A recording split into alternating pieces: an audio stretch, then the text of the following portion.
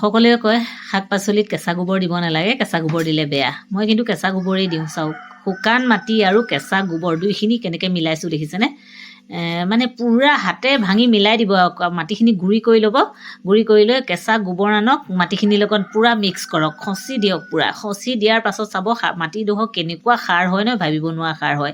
এইফালে আছিলে এটা মানে পানীৰ ড্ৰাম এটা আছিলে, ওপৰডোখৰ কাটি ল'লোঁ। মানে কাৰ্টুন পাবলৈ নাই, আপোনালোকক কৈছোঁৱে কাৰ্টুনৰ টনা যোৰা আৰু এতিয়া সেই ড্ৰামটোকে আছিলে, তাকে কাটি ল'লোঁ। 3টা বীজ জলকীয়া পুলি আনিছিলোঁ, যিহেতু 2টা ৰুলোঁ, মানে সময় নাপাওঁ, এটা থাকি গৈছিলে ৰুবলৈ, সেইটো আজি ৰুম। আপোনালোকক মই কেনেকৈ ৰুইছোঁ, আচলতে মোৰ পাচলি বাৰীখন কেনেকুৱা সাৰ দিছোঁ, কেনেকৈ কৰিছোঁ, সেইটোহে দেখুৱাবলৈ লৈছোঁ দেই। সাৰখিনি কিন্তু গোবৰ দিছোঁ, একো অন্য সাৰ দিয়া নাই। গোবৰ, কেঁচা গোবৰ দিওঁ মই, চবতে কেঁচা গোবৰ দিওঁ। কিন্তু বাৰীখন খুব ধুনীয়া হৈছে, চাব আপোনালোকে, কেঁচা গোবৰ দিয়া যদিও। আৰু এইফালে 2টা ৰুলোঁ, এতিয়া এটা পুলি আছেগৈ, এইটো ৰুই পেলাওঁ। আৰু ৰুলোঁ, দেখিছেনে?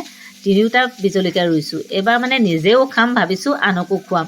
এইফালে ব্ৰকলি ইমান ধুনীয়া হৈছে, একেবাৰে মই কেঁচা গোবৰ দিওঁ। মানুহে কয় কেঁচা গোবৰ দিলে মানে হেৰি মৰি যায়, কিন্তু গুড়িত দিব নালাগে। এনেকৈ কৰি পেলাই মাটিৰ লগত